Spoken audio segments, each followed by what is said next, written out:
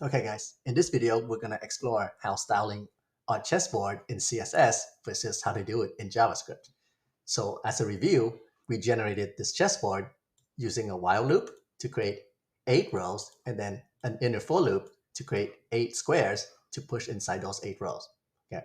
But the black tile styling was made in CSS. So in CSS, the index starts at 1, not 0. Okay. So for a chessboard, we notice that the first, the third, the fifth, and so on.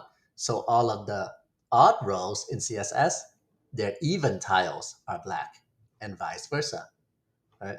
In JavaScript, if row is even, odd tiles is black.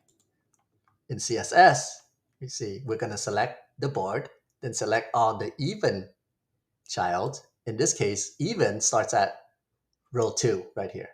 So in this first even row, all the odd child starting at 1 right here are black. So 1, 3, 5, and so on. Okay. So this is via CSS. If I comment this out, that's the outline. How do we do this in JavaScript? Well, here, we notice that if the row is even, odd tiles are black, row is odd, even tiles are black. Now, you can do this a very complicated way, or you can take advantage of the fact that JavaScript indexes start at 0. So even before this while loop, you can do something like let is even row. I'll let this be true.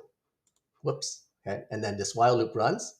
But the last thing I want this while loop to do, after it appends the child, but before it exits, I'm going to set this even row to the opposite, which is false. Right?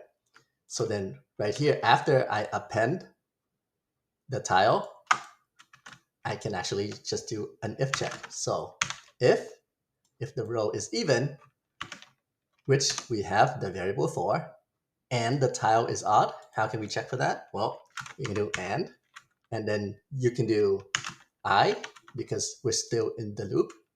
You can check if I divided by 2, right? Or actually I modulo 2 will give you a remainder, okay? And this will check for odd. So if this is true, you can do tile.style. Okay, so now you can see that we're half done. Now we just have to do the second condition. So what's the second condition? Well, it's actually literally just the opposite. Okay, all you have to do is flip the conditions. So now you're actually just checking if the row is odd and if this is even tiles. See? Now we get the same thing without the CSS. Cool, right? Now, instead of this, if this is checking for an integer, you can also do number dot is integer, and then you can do I divided by 2. Okay. And then for the other one, you can actually just copy and logical not operator. Okay, see? So now it's checking if it's even and not an integer, which is the same thing as checking for odd. Cool, right? I actually like the JavaScript way better. And you know what? I don't really like how we're setting the background twice. What if we do, say, so we're actually just checking for 2 conditions. Let's do check 1 is equal to this. Okay, so it's either going to return true or false. And then this can be check 2.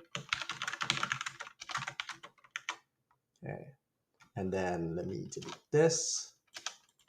And then we can do if.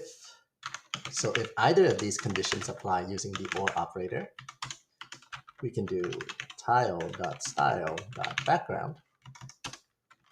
Let's set it equal to red. Yep, it works. Gold. Cool. And I think this looks a lot better.